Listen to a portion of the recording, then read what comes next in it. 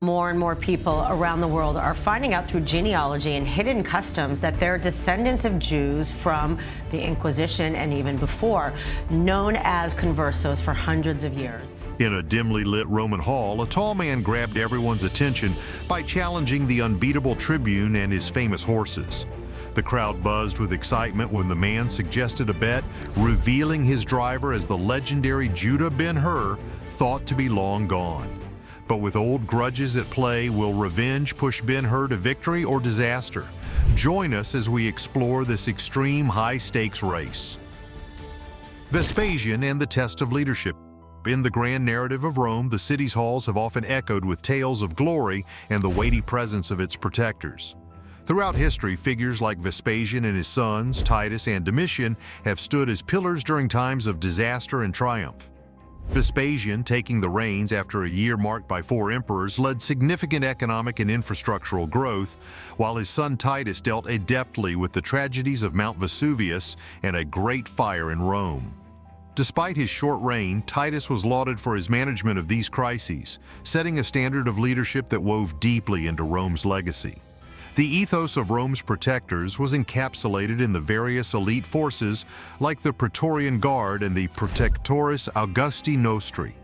Established by Augustus in 27 BC, the Praetorian Guard began as a corps of bodyguards for the emperor, evolving into a significant political force, influencing succession and governance, and at times deciding the fate of emperors themselves through acts of assassination when they overstepped or underwhelmed. These protectors were not just military units, but symbols of Rome's strength and the personal ambition of its leaders. The Temple of Castor and Pollux serves as a historical marker of such power. Once a hub for political machinations, this temple hosted Senate meetings and was a site where leaders like the Gracchus brothers championed reforms and faced the wrath of opposing political forces. It was also in these spaces that Rome's enduring connection to divine legacy and civic duty was reinforced, with leaders using these platforms to engage with the populace and legitimize their rule. Thus, the softly lit halls of Rome, be they literal or metaphorical, continue to resonate with the spirits of these historical titans, each contributing to the eternal city's narrative of power, protection, and political intrigue. The continuity and change in this narrative reflect the complex interplay of leadership, military prowess, and public will that defined Roman society across centuries. He addressed the assembly, explaining that the upcoming games had captured his interest. His decision to challenge the Tribune, whose horses had never known defeat, with his own less renowned but spirited steeds, was a bold one. The room buzzed with intrigue as he revealed his intentions. Why would someone take on such a seemingly impossible challenge? The answer was simple. The thrill of the game was too tempting to resist, and the allure of competition called to him like nothing else. As the conversation turned to wagers, the room's energy intensified. The man proposed a bet, suggesting that his modest contender should be pitted against the Tribune's legendary champions. The suggestion stirred the crowd, igniting a flurry of calculations and speculations. It was clear that this was no ordinary bet. The stakes were being set high, and the anticipation grew with every passing moment. The discussion quickly moved to the matter of odds and amounts. Some suggested starting with 2,000 dinars, but the man gently pushed back, suggesting they take their time to establish fair odds first. After all, the Tribune's record was nothing short of impressive, and the odds should reflect that. But then came an unexpected twist. The man revealed the identity of his charioteer, none other than Judah Ben-Hur. This revelation caused a stir, as Ben-Hur was thought to be lost to the galleys years ago. The surprise was palpable, and the room fell into a brief, shocked silence. The odds were adjusted, taking into account this new information, and the excitement in the room reached a fever pitch. The final terms were set. 4-to-1 odds, with 1,000 talents at stake. It was a princely sum, fitting for what was now clearly a princely challenge. The agreements were struck, hands were shaken, and the weight of the bet settled heavily on everyone present. As the discussions drew to a close, the man stood once more, casting a long shadow across the ancient walls. This was no ordinary race he had set in motion. It would be one remembered for generations, a true test of skill and spirit. The anticipation of the upcoming games filled the night with a vibrant energy, the spirit of Rome alive in the hearts of its people. Judah's meeting with Ella was tense. He accused her of using her power to unfairly send him to the galleys after his shipwreck, even though he had saved a Roman consul's life. After returning as he had sworn he would, Judah demanded to know what had happened to his mother and sister, whom Ella had lost track of. Although Ella wasn't the governor of Judea and couldn't act without higher approval, she promised to get the necessary permissions to help. Judah, not willing to be brushed off or delayed, vowed to return the next day, expecting Ella to have answers. The weight of years filled with hardship bore down on him, creating a mix of hope and fear about his family's fate. He asked Ella to check the citadel, especially the lower level in the east section where the records might show if his family was alive or dead. In these interactions, the tangled web of power, loyalty, and desperation became clear, revealing how each character struggled with their roles and duties. As Judah left, his determination was both a defense against his suffering and a reminder of everything he had endured, holding on to a sliver of hope that he might reunite with his loved ones. The crowd erupted in applause as the names were called and people began stepping onto the stage. In the background, a man anxiously looked around for his family. He was told they were inside the same walls as him. Hearing they were safe brought him some comfort, and he was relieved to learn that the governor was getting better. But this relief quickly faded when he realized they would all soon face judgment. He struggled to understand how someone so close to them, someone who had been like family and shared so many moments together, could betray them so deeply. The shock of this betrayal was as strong as the memories they had shared. Despite everything they had been through together, a decision was made to use them as an example, showing that even old ties couldn't protect them from harsh justice. With the stage set for new trials, the echoes of past deeds prepared to usher in the next chapter of Rome's storied history. Choices in the shadows of the Roman Empire. Desperate, he tried to explain that there had been no attempt on the governor's life from his side. He wasn't crazy or capable of such violence, and he believed everyone knew that about him. But now, his past innocence and loyalty were buried under accusations and misunderstandings. Outside of this immediate crisis, others were fighting to defend him.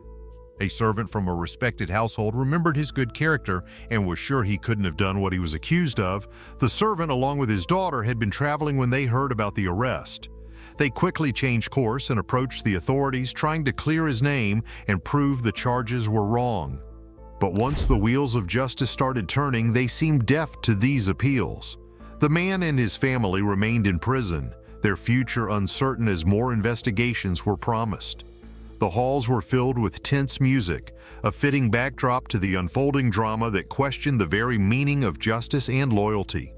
In the busy center of an ancient city, the marketplace was alive with activity. Judah and Messala, once friends as close as brothers, met again, but this time, things were different. Messala offered Judah a beautiful Arabian horse, hoping it would help mend their strained relationship. This wasn't just a gift, it was Messala's way of reaching out, trying to repair the friendship that had been damaged by time and their different loyalties.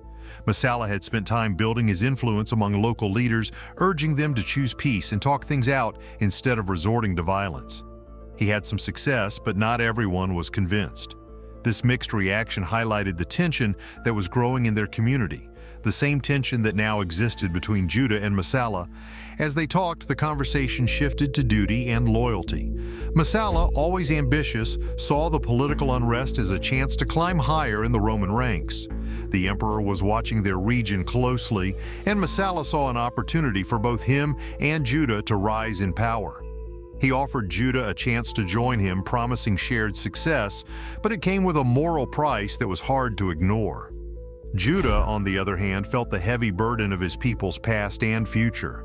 He deeply cared about the freedom and dignity of his nation, a nation conquered but still standing strong. Judah longed for a time when his people could rise again free and proud. The idea of joining forces with Rome, the very empire that had oppressed them, went against everything he believed in. Their conversation revealed just how far apart their beliefs had grown. Messala saw Rome's power as an unstoppable force, and he thought any resistance was pointless. But Judah saw things differently. He believed that the spirit of his people was a fire that Rome could never fully extinguish. He imagined a future where his people would break free from Roman rule, their cries for freedom echoing through history. But this wasn't the worst part. Their once strong friendship, built on shared memories and dreams, was now hanging by a thread. They were both firm in their beliefs, but instead of bringing them closer, it pushed them further apart. Messala made it clear. Judah had to choose, stand with him or stand against him. For Judah, the decision wasn't easy, but it was clear. His loyalty was to his people and their fight for freedom. In the shadow of the ancient city, amid the noise of the marketplace, the two friends went their separate ways, each facing an uncertain future shaped by history and their own principles. In the background, soft music gently plays, setting the stage for an unexpected reunion. The air is filled with soothing melodies, reflecting the emotions of the moment. As familiar faces meet again, there is a shared sense of disbelief and joy. It's clear that no one expected to see each other again, but the surprise quickly turns into warm smiles and heartfelt exchanges. The atmosphere is filled with happiness as laughter blends seamlessly with the music. Compliments and kind words flow, expressing how great it is to reconnect after such a long time. The moment is made even more special as memories are shared, bringing everyone closer together. As the conversation continues, attention turns to the news of each other's families. The excitement of reuniting with loved ones is palpable, and it's evident that the anticipation of this moment has been building for a while. There's a sense of eagerness to catch up on everything that has happened since they last met. Reflecting on the past, the group reminisces about old adventures and the fun times they once had. The memories bring a sense of nostalgia, reminding them of the strong bond they've maintained over the years.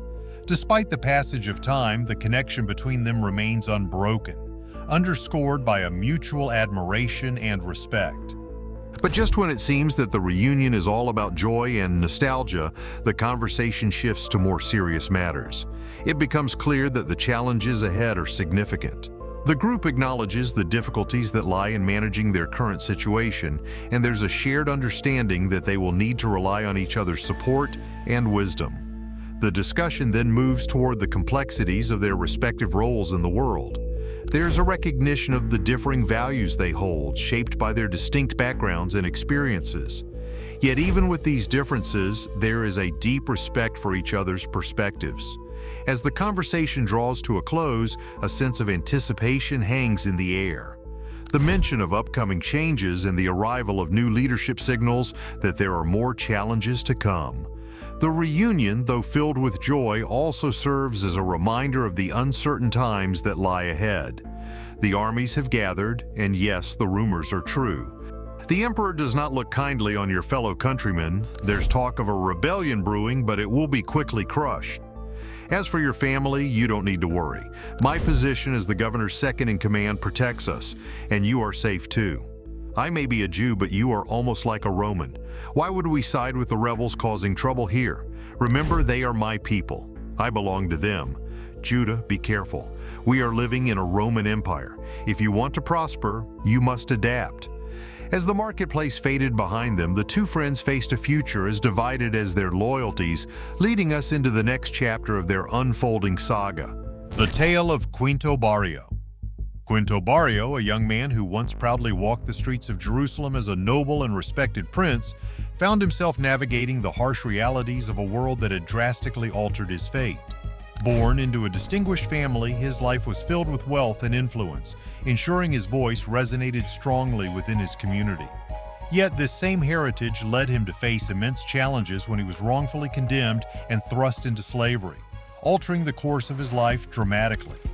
His return to Jerusalem was not just a homecoming, it was a quest for justice and reconciliation. Quinto carried the weight of past grievances, seeking answers and reparation for the injustices that had fragmented his family. The once vibrant courtyards where he played as a child now echoed with the whispers of his troubled past, each corner of his homeland reminding him of both the joys and the sorrows of his earlier years. As he reacquainted himself with the changed landscapes of his youth, he brought with him stories of distant lands and battles. His travels had taken him to the great expanses of the Roman Empire and beyond, from the intricate roadways that connected a multitude of cultures to the battlefields where fate was determined by sword and strategy. In Libya, he faced armies in fierce combat, his life as a soldier marked by both the horrors and the camaraderie found in the heat of battle. These experiences had honed his perspective, fortifying his resolve to confront his past and reshape his future. Quinto's return was marked by a significant encounter during a tense gathering filled with old friends and new faces. His presence was a surprise to many, stirring a mixture of curiosity and suspicion among the attendees. The consul representing Roman authority viewed Quinto with a cautious eye, puzzled by his claims and the symbolic gift he presented, a brooch of Libyan origin, its beauty belying the turbulent stories it carried. As he spoke, Quinto revealed the depth of his plight. He recounted the events that led to his unjust condemnation and subsequent adventures that culminated in acts of heroism and survival. He spoke of a shipwreck that tested his spirit and a vow he made amidst the chaos, an oath to return and confront the forces that had wronged him. With a seal as proof of his identity, he demanded accountability, not just for himself, but for his family whose fate remained uncertain. The room fell silent as Quinto pressed the consul for answers about his mother and sister, whose absence haunted him. His questions were met with evasion and dismissal, the consul claiming ignorance and helplessness in the face of Quinto's demands. But Quinto's resolve was unshaken. He warned of his return, promising that he would not rest until he found the truth and justice he sought. As he left the gathering, a heavy sense of anticipation hung in the air. The guests were left to ponder the implications of Quinto's return and the deep currents of loyalty, betrayal, and hope that ran through his story. The young prince, once ensnared by fate's cruel twists, now stood as a man driven by a profound commitment to reclaim his life and legacy, his journey reflecting the enduring spirit of a leader shaped by both adversity and the unyielding desire for redemption. Was Ben-Hur's return merely for glory, or did he seek vengeance against Rome? Comment your thoughts below. Like and subscribe for more.